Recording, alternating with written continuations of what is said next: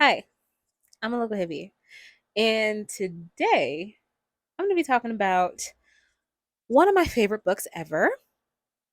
Um, or at least it was one of my favorite books when I first read it. Not sure about that now. I'd have to read it again, but that's a lot of work. And that is Herman Melville's Moby Dick.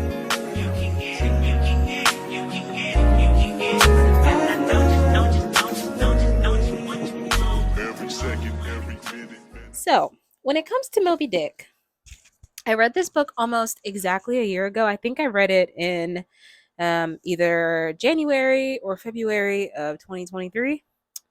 And as the year is coming to a close, and as I am reflecting on my year of reading, Moby Dick is one of those books. It is one of those reads where you have to work to get it. You have to work to get the reward um, of reading this novel. You just do. It's true. Um, And boy, did I work. I think I spent like 2 weeks reading this book. I think it was 2 or 3 weeks. And that was with me tandem reading some YA books, some nonfiction books, just short stuff, short, concise stuff to help, kind of cleanse my palate after spending so much time with Herman Melville's just his very eloquent and kind of wordy prose, and with all of the whale facts and all of the facts of sea life for men who had that profession and all that. um One of the things that I've read people say about Moby Dick, and also have heard people say about Moby Dick, is that those chapters that I just spoke about, the ones where you're learning about whaling, where you're learning about sea life, and you're learning about um, sort of the ins and outs of boats in general, or those vessels in general, those chapters could be very technical, and it could seem very like textbooky. And, I've even heard people go as far as to say that if you want to read Moby Dick, but you don't want to deal with those very technical chapters, that you could skip them. And what I want to talk about in this video, more or less, is that how I don't think that's true. um, I think that if you take away those technical chapters, those very informative chapters from Moby Dick, what you'll get is a story that is lacking substance. Because when Herman Melville is teaching you about the anatomy of a whale, he's also teaching you why this job was so important. He's also teaching you how integral this profession was at the time, because of all of the sort of all of all of the ways that you could, sort of, for lack of a better term, milk a whale for everything it's got, you know because there are so many things that you could do with whale oil. And if you don't understand the anatomy of a whale, you're kind of like, okay, well, why is this even important to the story? Like, why do I even need to know this? Like, why are they even doing this? Like, why was this so important to American society? Like, what's going on? Or if um if the chapters about whaling laws weren't there, or the interworkings of that profession, if those chapters weren't there, you wouldn't get a real feel for what these men are going through, and just how reckless what Ahab is trying to pursue is. Just how reckless it is to bring all these men away from their family. There's already high chances that they won't come home without Ahab wanting to get revenge on this white whale. And if the chapters aren't there, where he's talking about the anatomy of a whaling vessel, for instance, like whenever they're in the story and they're talking about starboard or listing or port or whatever, like you're gonna kind of be like, what the hell is this? Because at the end of the day, Moby Dick, it is a story about whaling.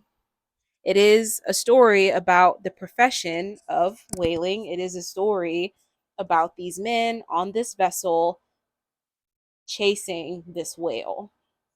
And those informative chapters help you, or they helped me, to really empathize with these characters, to enjoy the story more, and to be more immersed when we're in the actual story. Because those chapters, the informative chapters, they take you out of the story to educate you about the different facets of said story. So I don't think that you should read, you could read Moby Dick without reading those informative chapters, without reading those interlude sort of chapters. But I think you'll come out of it almost, almost as if you read a different book. And I think that, those interlude chapters are there for a reason, and they need to be, because they help you to understand the stakes of what's going on ultimately.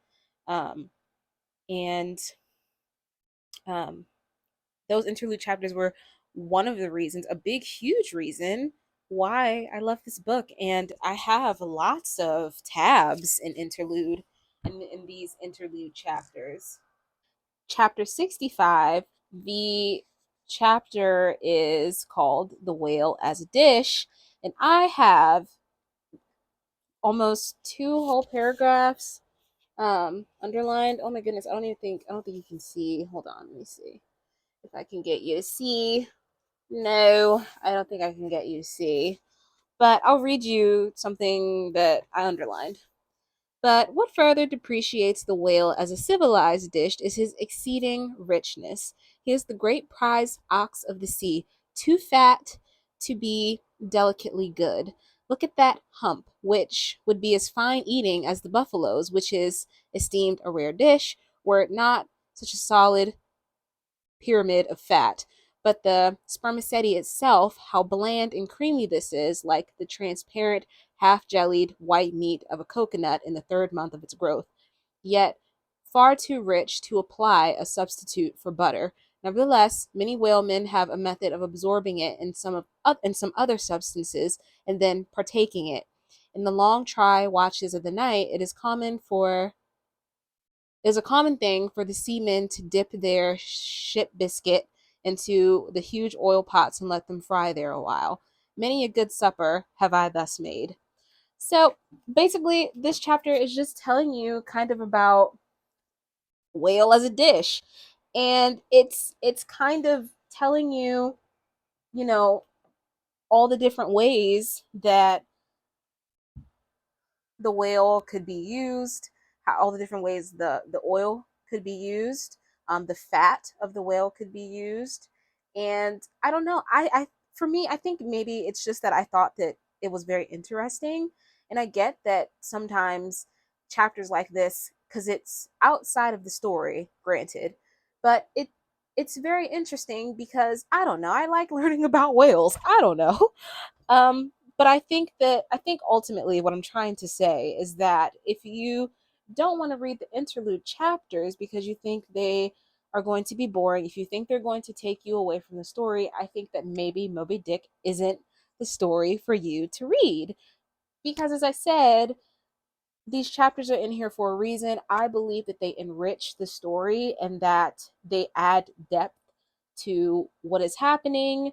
And they're not just there because Herman Melville wanted to just write the longest great American novel that he could. That's not what I got from reading this. And again, I'd have to read it again, just to see if I still feel the same about it. But when I read this book, I just remember feeling like I really love this. And I remember thinking about it for a long time after I finished it. And so if you feel like that's not something that you could do, that's okay. There are many other novels that you could read and you could enjoy. Um, but I do think that um, you should I think that more people should give Moby Dick a chance, even with those interlude chapters, because what you find is that if you take the time to read it and you set a period of time to really indulge in this novel, it'll be a very, very rewarding experience. At least it was for me. And so those are my thoughts until I end up reading Moby Dick again, and then maybe I have some different thoughts.